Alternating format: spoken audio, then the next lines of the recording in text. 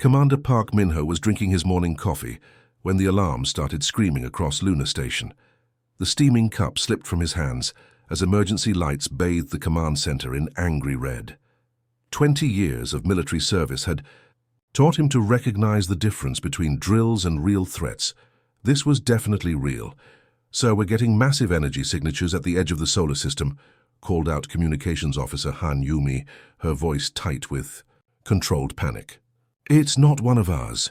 Min-ho rushed to the main display where dozens of blips appeared like angry wasps on the tactical screen. Each dot represented a ship larger than anything humanity had ever built.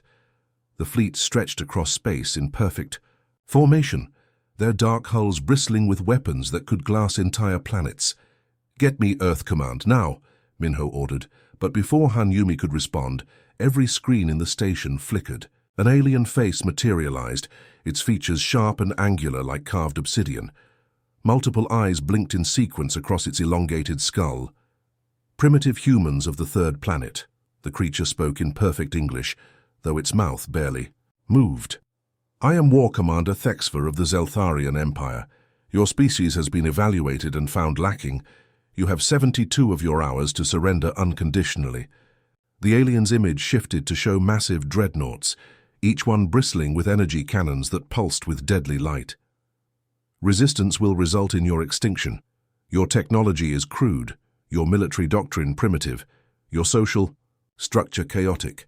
Submit, and you will be relocated to suitable agricultural worlds as a labor force." The transmission cut off, leaving the command center in stunned silence. Min-ho felt his heart hammering against his ribs, but his voice remained steady. "Get me Dr. Kim Sora from the Research Division, emergency priority." Within minutes, Dr. Kim Sora burst through the blast doors, her lab coat still smoking from whatever experiment she'd abandoned. Her wild hair and intense eyes made her look slightly mad, which wasn't far from the truth. Sora was brilliant enough to make other scientists weep with envy. "They've been watching us," she said, before anyone could speak. "I've been tracking anomalous sensor readings for months. Stealth probes, communication intercepts, deep space surveillance. These Zeltharians have been studying us like lab rats." She pulled up holographic displays showing Earth's recent history from an outside perspective. "Look at this data pattern. They've catalogued our wars, our technology, our social media arguments, everything. They think they know exactly how we'll react." Min-ho studied the alien fleet positions on the tactical display. "What's our realistic combat capability against them?" Engineer Lee Ji-won materialized beside them, having sprinted from the reactor section with grease still on her jumpsuit. "Honestly, we're outgunned by about 1,000 to 1. Their smallest frigate has more firepower than our entire lunar defense grid. But," she paused, a dangerous gleam in her eyes, "I've been analyzing their formation patterns. They're too perfect, too predictable." Pilot Choi Do-hyun joined the impromptu war council, still wearing his flight suit from a routine patrol. His usually cheerful face was grim. "I've been tracking their approach vectors. Every movement follows textbook military doctrine. It's like they're flying by a manual written 1,000,000 years ago." Dr. Sora nodded excitedly. "Exactly. They've conquered dozens of civilizations, but every species probably followed logical military responses. Surrender when outmatched, fight conventionally when cornered, negotiate when desperate. Standard patterns." The command center buzzed with activity as more staff arrived. Earth's scattered defense forces were scrambling, but everyone knew the math. Humanity's newest battleships were barely armed shuttles compared to the alien dreadnoughts, now approaching Mars orbit. "Sir," Han Yumi interrupted, "Earth Command wants to open surrender negotiations. They're saying we can't win this fight." Min-ho looked around at his small team. Sora with her brilliant mind, Ji-won with her impossible engineering solutions, Do-hyun with his crazy pilot instincts. 3 people against an empire that had crushed worlds. "What if they're wrong?" he said quietly. "What if being unpredictable is actually an advantage?" Lee Ji-won's eyes lit up. "You're thinking guerrilla tactics, hit and run."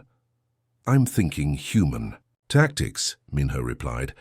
"We're the species that figured out how to fly by watching birds, then built rockets by strapping explosives together and hoping for the best. We're the people who look at impossible odds and say, 'Hold my beer.'" Dr. Sora was already pulling up technical specifications. Their ships are designed for conventional warfare against organized fleets. But what if we don't fight like a fleet? What if we fight like humans? The alien armada continued its steady approach, confident in their overwhelming superiority. They had studied humanity's wars, catalogued their weapons, analyzed their strategies. Everything pointed to inevitable surrender within the specified time frame. But they had missed one crucial detail. Humans were the galaxy's masters of creative chaos, and desperate humans were the most dangerous creatures in the universe. The next 71 hours would prove that sometimes the impossible just takes a little longer. High Commander Vextar materialized on the bridge of his flagship, Eternal Dominion, his forearms clasped behind his back in the traditional pose of certain victory. The massive dreadnought hummed with power as it led the Zeltharian fleet past Jupiter's moons. Through the viewports, Earth hung like a small blue marble, completely defenseless. "Status report," Vextar commanded, his voice echoing through the crystalline chamber where his tactical officers worked at floating holographic displays. "All conquest protocols are proceeding perfectly, High Commander," reported his second-in-command. "Human military forces are mobilizing exactly as predicted. Their largest ships are moving to defend population centers, their communication networks are flooding with panic signals, and their leaders are arguing among themselves. Standard Pattern 7 conquest, just like the Moravian system." Vextar nodded with satisfaction. In 300 years of service, he had overseen 47 planetary conquests. Every species followed the same predictable patterns when faced with overwhelming force. The humans would make a few desperate stands, realize the hopelessness of their situation, and surrender before their infrastructure suffered too much damage. Meanwhile, back on Lunar Station, Dr. Kim Sora was discovering something that would change everything. She had been analyzing captured alien transmissions for 18 straight hours, surviving on coffee and determination. Her computer screens showed complex mathematical patterns that made her eyes burn. "Guys, you need to see this," she called out, her voice hoarse with exhaustion. Commander Minho, Engineer Lee Jiwon, and the rest of the team gathered around her workstation. "I've been studying their tactical communications," Sora explained, pulling up wave pattern displays. "Every single command follows an identical mathematical sequence. Their battle formations, their response protocols, even their retreat patterns. It's all algorithmic." Lee Jiwon frowned at the data. "You mean they fight like computers?" "Exactly like computers. Perfect, predictable, logical computers." Sora's eyes gleamed with sudden understanding. "They've never had to adapt during a battle, because every species they've fought has responded logically to superior firepower. But what happens when logic doesn't work?" Jiwon's engineering mind immediately grasped the implications. "We make illogical moves. We break their programming by doing things that don't make sense. That's insane," muttered Communications Officer Han Yumi. "Exactly," Minho grinned. "Insane is what we do best." Within hours, Lee Jiwon had transformed Lunar Station's maintenance bay into a workshop of controlled chaos. She was welding together pieces of mining equipment, navigation computers, and emergency oxygen tanks into contraptions that looked like they belonged in a scrap yard rather than a military base. "What exactly are you building?" asked pilot Choi Do-hyun, watching her attach rocket boosters to what appeared to be a steel container filled with ice. "Kinetic surprises," Jiwon replied, sparks flying from her welding torch. "The aliens expect us to use missiles, energy weapons, standard military hardware. But what if we throw asteroids at them? What if we turn garbage into weapons? What if we make their sensors think we're doing one thing while we're actually doing something completely different?" Dr. Sora was working on an even crazier plan. She had discovered that the Zeltharian ships communicated through quantum-entangled crystals that created a perfect network. "Their strength is also their weakness," she explained to the team. "They're all connected, sharing information instantly. But if we can inject false data into their network, we can make them confused," Minho finished. "Their perfect coordination becomes perfect chaos." Meanwhile, Choi Do-hyun was preparing for the most dangerous mission of his life. His modified reconnaissance shuttle looked like a flying junkyard, covered in sensor-dampening materials that Jiwon had improvised from Lunar Station's garbage recyclers. "You sure this thing will fly?" he asked, running his hands over the patchwork hull. "It'll fly," Jiwon assured him. "Whether it'll fly where you want it to go is a different question." Do-hyun's mission was simple in concept, but terrifying in execution. He would slip past the alien perimeter using unconventional flight patterns that no sane pilot would attempt. Instead of following predictable orbital mechanics, he would use gravitational slingshots, debris field cover, and random course changes that would make his ship look like space junk. As the alien fleet approached Mars orbit, High Commander Vextar received the first confusing reports. Human ships were launching from hidden positions throughout the asteroid belt, but instead of forming defensive lines, they were scattered randomly across space like seeds in the wind. "Analysis?" Vextar demanded, his tactical officers multiple. Eyes blinked in confusion. "Unknown, High Commander. Their deployment pattern matches no known military doctrine. It appears random, but our algorithms suggest randomness should not be sustainable in military operations. Perhaps they are simply incompetent," Vextar mused, but something felt wrong. In his centuries of conquest, he had learned to trust his instincts. Back on Lunar Station, the unconventional warfare was about to begin. G1's improvised weapons were launching throughout the solar system. Ice-filled containers accelerated to incredible speeds using gravity assists from multiple planets, creating unpredictable trajectories that the alien computers couldn't calculate. Dr. Sora activated her quantum interference device, sending cascading false signals through the Zeltharian communication network. Suddenly, alien ships began receiving contradictory orders, phantom enemy contacts and sensor readings that defied physics. And somewhere in the darkness between Mars and Earth, Choi Do-hyun's modified shuttle drifted silently through space, looking like just another piece of cosmic debris, while its pilot prepared to discover secrets that would change everything. The Zeltharians had studied human warfare, but they had never encountered human creativity unleashed by desperation. They were about to learn why humans were the most unpredictable species in the galaxy. Choi Do-hyun's heart hammered against his chest as his makeshift shuttle drifted silently toward the massive Zeltharian mothership. The alien vessel stretched for kilometers, its dark hull covered in geometric patterns that hurt to look at directly. Weapon ports dotted its surface like angry red eyes, each one capable of vaporizing entire cities. His shuttle looked like a piece of floating junk, which was exactly what Lee Ji-won had intended.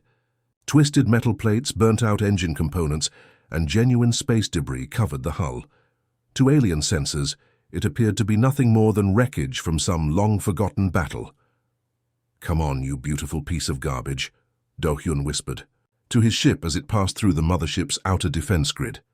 Warning lights remained dark. The alien scanners dismissed his shuttle as harmless debris. Inside the Zeltharian command center, High Commander Vextar stared at tactical displays that made no sense. Human forces were attacking from 17 different directions simultaneously, but none of their moves followed any logical pattern. A mining ship had just rammed an alien cruiser at full speed.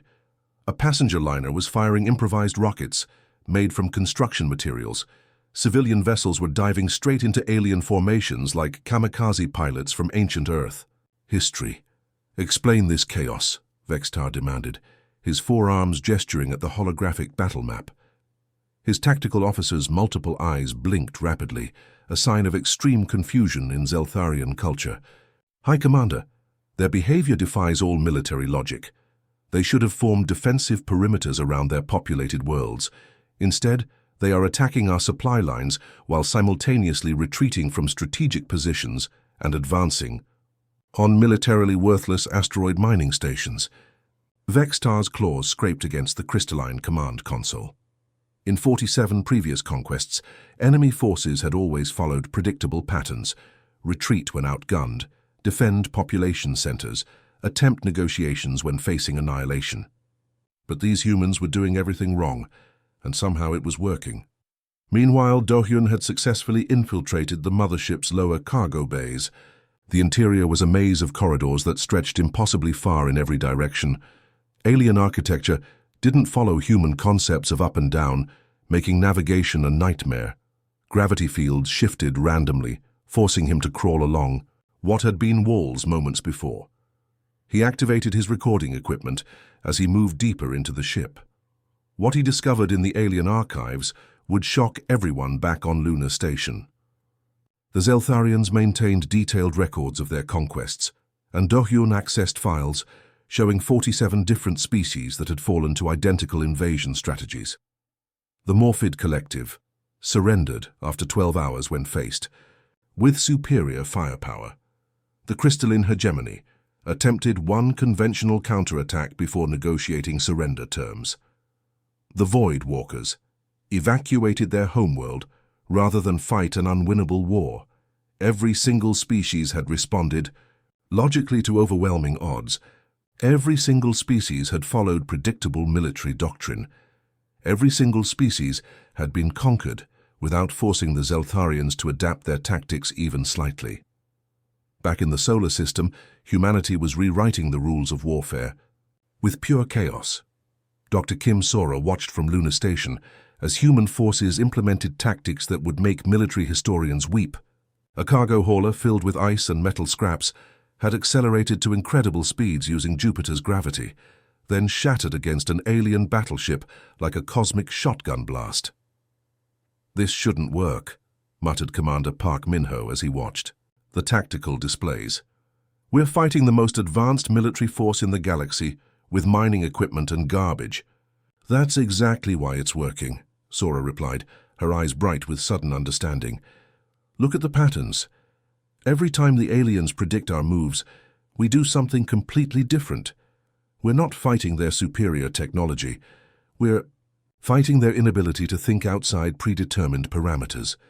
Li Jiwon's voice crackled over the communication system from her improvised command post in the asteroid belt. "I'm sending another wave of kinetic projectiles. This time I'm using defunct satellites filled with metal ball bearings. The aliens keep trying to analyze the trajectory patterns, but there are no patterns to analyze." The beauty of human chaos was becoming clear. While the Zeltharians calculated optimal defensive positions, human ships appeared from directions that physics said were impossible. While alien computers predicted logical target priorities, humans attacked random, seemingly worthless objectives that somehow disrupted entire battle formations. Sora pulled up biological and psychological profiles that Earth's scientists had compiled over centuries of studying human behavior. "We've always thought our unpredictability was a weakness, our tendency toward creative solutions, our inability to follow orders exactly, our habit of improvising under pressure. But against an enemy that relies on predicting behavior patterns, our flaws become advantages," Min-ho finished, understanding dawning in his voice. On the alien mothership, Do-hyun discovered something even more significant. The Zeltharian military operated through a centralized artificial intelligence that calculated optimal responses to every possible scenario. But the AI had a fatal flaw. It could only work with logical input data. He watched through security monitors as alien commanders grew increasingly frustrated with reports from the battle. Human forces were doing things that the AI classified as impossible: retreating while advancing, attacking while defending, surrendering while continuing to fight. Hi. Commander Vextar was experiencing something no Zeltharian commander had felt in centuries: doubt.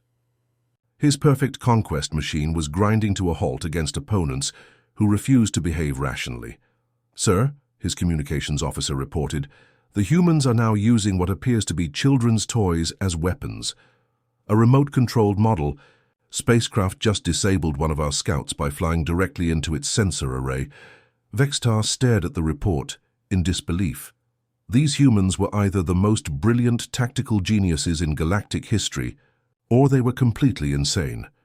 The truth, as Do-hyun was discovering in the alien archives, was that they were both. The Zeltharian invasion was falling apart like a machine with broken gears.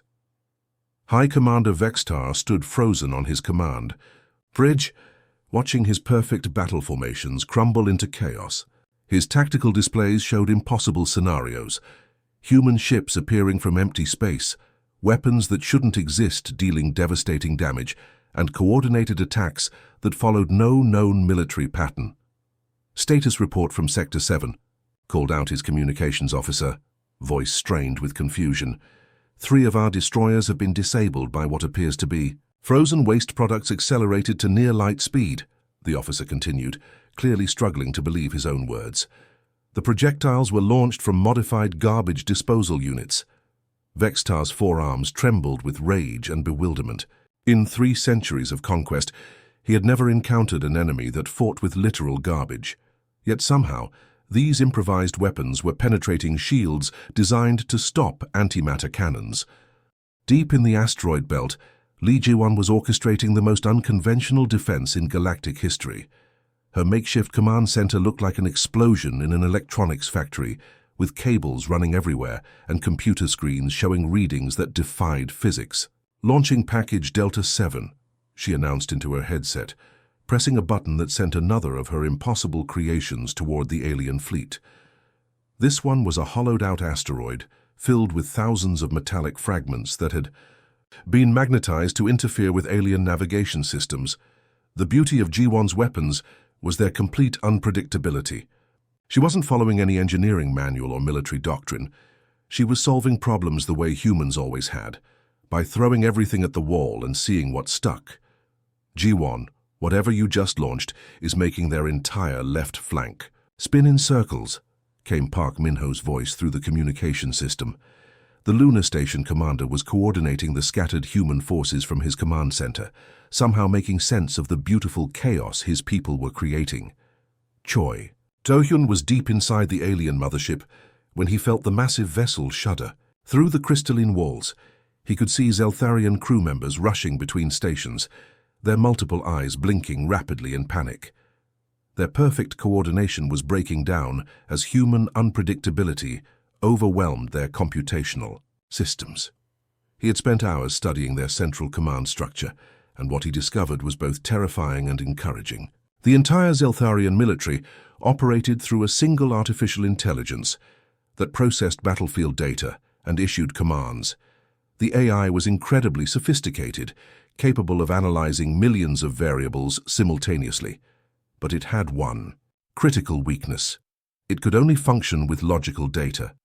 Human chaos was feeding the alien AI contradictory information that created computational loops. The more unpredictable humans became, the more processing power the AI devoted to trying to understand their behavior. It was like trying to solve an equation where every number kept changing randomly. "Perfect," Do-hyun whispered, pulling out the improvised hacking device that Dr. Sora had cobbled together from smartphone parts and coffee machine components. If he could inject more chaos directly into their command network, the results would be spectacular. Back in Earth's orbit, Park Min-ho was leading the most desperate counterattack in human history. His fleet consisted of whatever ships could fly and carry weapons, cargo haulers with welded-on missile launchers, passenger liners converted into ramming vessels, and scientific research craft firing improvised energy weapons. "All ships, execute pattern Crazy 8, Min-ho commanded, using the tactical designation they had invented for maneuvers that made no military sense but somehow worked against alien logic. His flagship, a converted space station tug, accelerated directly toward the largest Zeltharian battleship. Instead of firing weapons or attempting evasive maneuvers, Min-ho's ship began spinning wildly while broadcasting Earth's entire collection of human music at maximum volume. The alien battleship's AI tried desperately to analyze the threat. The spinning ship could be a distraction, a ramming attack, or some unknown weapon system. The musical broadcast might contain coded tactical information or be a psychological warfare technique. Unable to determine the optimal response, the AI hesitated for crucial seconds. That hesitation was all Park Min-ho needed. While the alien ship's computers were paralyzed by analysis, 3 human cargo vessels approached from different angles, each carrying Li Jiwan's latest creation, kinetic penetrators made from compressed garbage and accelerated by modified construction equipment. The impact sent shockwaves through the alien battleship's hull. Its shields, designed to deflect energy weapons and conventional missiles, were useless against attacks that bypassed every known defensive protocol. Inside the mothership, Choi Do-hyun had reached the central command core. The chamber was vast. Filled with floating holographic displays and crystalline processing units, that pulsed with alien thoughts. The AI's core matrix stretched before him like a technological cathedral. He activated Sora's hacking device, which immediately began feeding the alien network with the most chaotic data imaginable: human internet memes, random number sequences, footage of cats playing with laser pointers, and mathematical paradoxes that had no solutions. The effect was immediate and devastating. Every screen in the command center began displaying impossible information. Tactical displays showed human ships in 17 places simultaneously. Weapon systems reported being attacked by mathematical concepts. Navigation computers insisted that Earth was somehow located inside the mothership.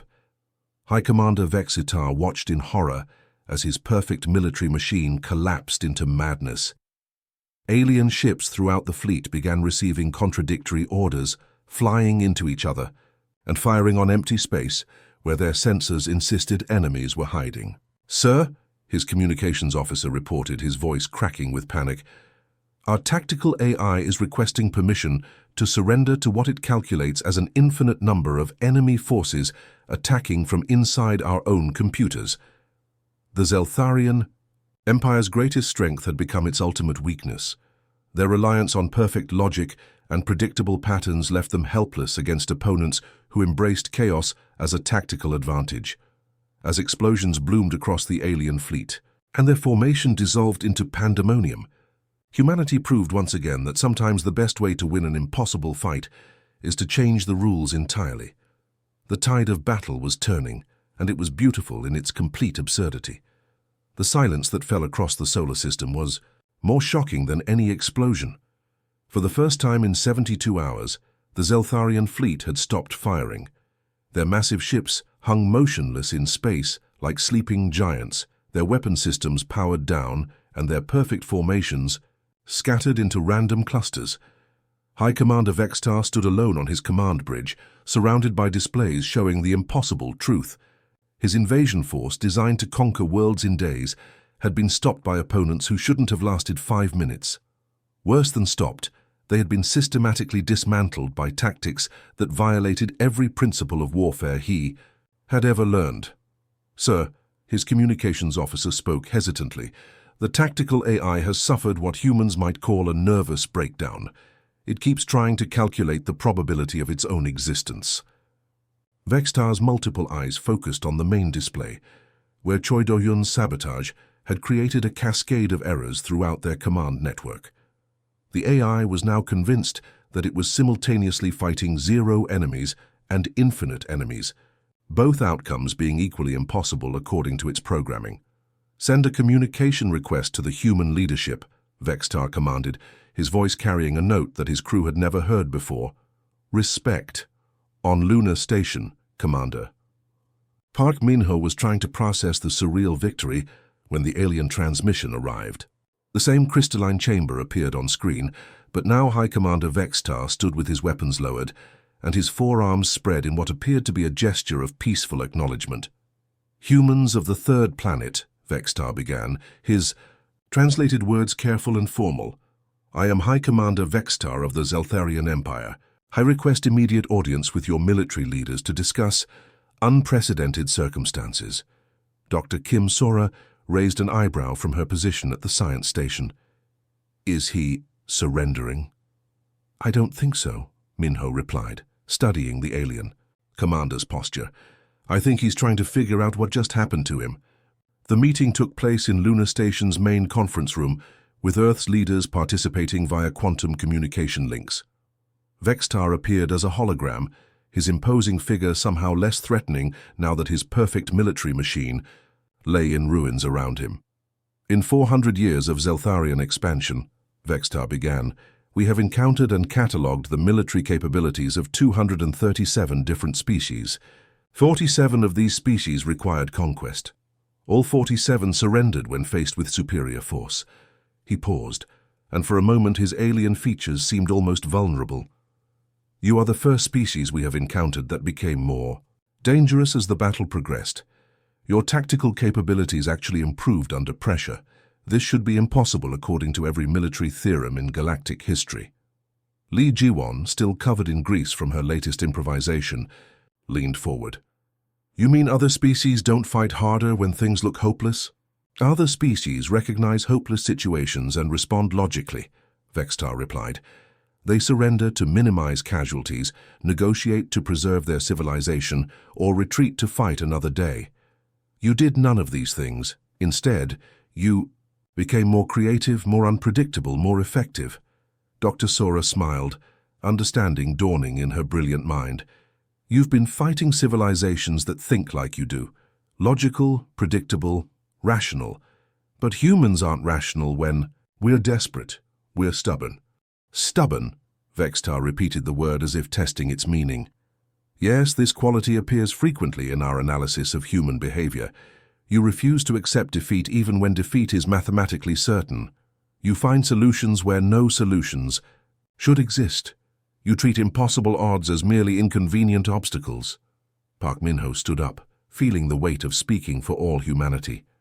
So what happens now? Do you try to conquer us again with different tactics? Vextar's response surprised everyone. No, Commander Min-ho. The Zeltharian Empire has a long-standing policy regarding species that demonstrate superior military innovation. We offer them membership in the Galactic Council as equals. The conference room fell silent. After everything they had endured, after fighting impossible odds with garbage and determination, the aliens were offering partnership instead of conquest. The galaxy is vast and contains threats that even the Zeltharian Empire struggles to face. Vextar continued.